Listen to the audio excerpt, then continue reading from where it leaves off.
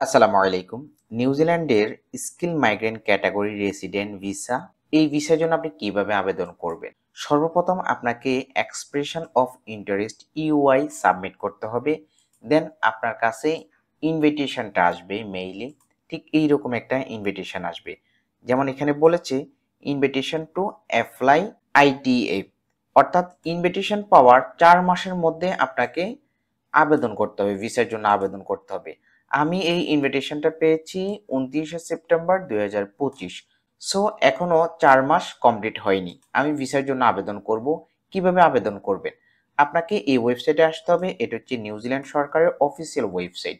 একদম নিচের দিকে চলে যাব, লগইন অপশন। আমরা লগইনে ক্লিক করব। যথানিয়মে আমরা ইউজার নেম এবং পাসওয়ার্ড ব্যবহার করব, লগইন অপশনে ক্লিক করব। আপনার যদি রিয়েলমি অ্যাকাউন্ট না থাকে, কিভাবে রিয়েলমি অ্যাকাউন্ট ওপেন করবেন, কিভাবে ইউআই প্রোফাইল সাবমিট করবেন, সেই ভিডিও লিঙ্কগুলো এই ভিডিও ডিসক্রিপশনে দিয়ে দেব। এরপর আমরা একদম নিচে চলে যাব, এই ওয়েবসাইটের একদম নিচে চলে যাব লগইন করার পরে।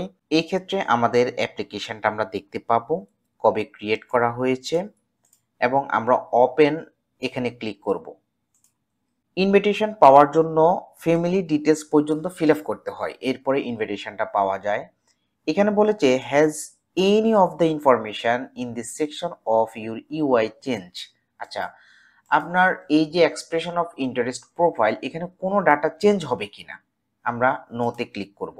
এরপর আমরা নিচের দিকে চলে যাব, বলেছে do you have additional family member to declare. আচ্ছা, আমার ইনভিটেশনে ফ্যামিলি ডাটা দিলাম, এরপরে অন্য কোনো ডাটা আমি অ্যাড করতে চাই কিনা, ফ্যামিলি মেম্বারের ডাটা অ্যাড করতে চাই কিনা, সেক্ষেত্রে আমি নো দিয়ে দেব। Upload your supporting documents, most important. প্রথমে আমাদেরকে একটি ডিক্লারেশন ফর্ম ফিল আপ করে এখানে আপলোড করতে হবে মূলত। আচ্ছা, ফর্মটা কোথায় পাবেন? এই ফর্মটাকে বলা হয় রেসিডেন্ট ভিসা ডিক্লারেশন ফর্ম। এই ফর্মটা পাবো এখানে। আমরা নতুন একটা ট্যাবে ওপেন করতেছি এটা। এই হচ্ছে যে ফর্মটি। আমরা একটু নিচে যাব, এই ডাটাগুলো আমরা একটু কেয়ারফুলি ফিল আপ করে দেব। এই যে দেখতে পাচ্ছেন, এই ডাটাগুলো আমরা ফিল আপ করব। ফিল আপ করে এখানে আপলোড করে দেব, আপলোড ফাইল অপশনে গিয়ে এভাবে ফর্মটি ফিল আপ করে দিতে হবে। ওকে, এরপর আপনার ফটোটা আপলোড করতে হবে আপলোড ফাইলে গিয়ে।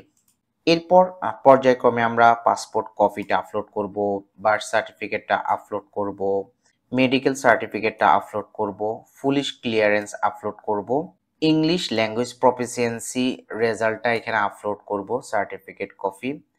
Upload a sign employment agreement for your current job or job offer in New Zealand, অর্থাৎ নিউজিল্যান্ড থেকে আপনি যে জব অফারটা পেয়েছেন সেই জব অফারটা এখানে আপলোড করে দিতে হবে।